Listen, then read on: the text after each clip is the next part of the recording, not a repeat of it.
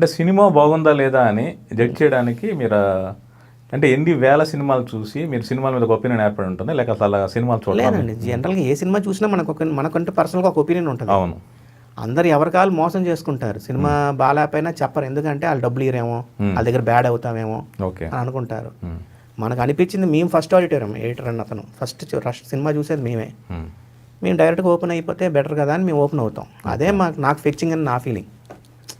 ఇంతమందిలో నాకు ఎందుకు గుర్తుపోయిందంటే ఇతను ఫ్రాంక్గా చెప్తాడు అనేది. మాది తప్పు అవ్వచ్చు, కొన్ని తప్పులు అయ్యాయి కూడా జడ్జ్మెంట్లు, బట్ 90% కరెక్ట్గా ఉంటాం. ఎందుకంటే మేము ఈ సీన్ వస్తుంది అంటే ఈ సీన్ కాదు, ఈ సీన్ అనుకున్నదే వచ్చింది అనుకోండి సార్, రొటీన్గా ఉంది సార్ సినిమా అంటాం. మేము అనుకున్న దానికంటే కొత్తగా వచ్చింది అనుకోండి, సీన్ ఏదైనా ఎడిట్ చేస్తున్నప్పుడు మా ఊహలకి కొత్తగా వస్తే సినిమా బాగున్నట్టు లెక్క మాకు. ఆంధ్ర వాళ్ళకి ఏంటంటే నాకు మెయిన్ గెటప్ నచ్చలే. ఓకే.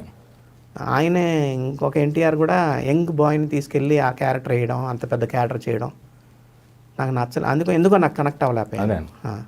కాబట్టి ఇలా ఉంటాయండి. సూపర్ అన్నారు, సూపర్ కూడా నచ్చలేదని చెప్పాను ఆయనకి. నాగార్జున గారు అడిగారు అదేంటి అని అన్నారు. లేదు సార్ మిమ్మల్ని అందంగా చూసాం సార్, మీరు హ్యారు గీరు నాకు నచ్చలేదు సార్ అన్న. ప్లస్ లేదు చాలా కాస్ట్లీ సినిమా అని డైరెక్టర్ గారు చెప్పారు. ఒక్కొక్క బైక్ 3 లక్షలు పెట్టి 30 లక్షలు పెట్టి తీసాను చేజ్లో.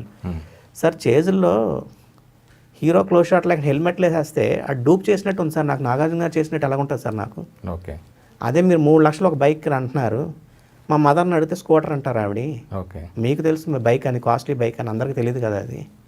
ఇలాంటి డిస్కషన్లు ఉంటాయండి జనరల్గా. కాబట్టి అవి కొంతమంది పాజిటివ్గా తీసుకుంటారు, కొంతమంది ఇతనేంటి మనం కష్టపడి రాసాం, ఇతనేంటి క్రిటిసైజ్ చేయడం అని అనుకుంటారు.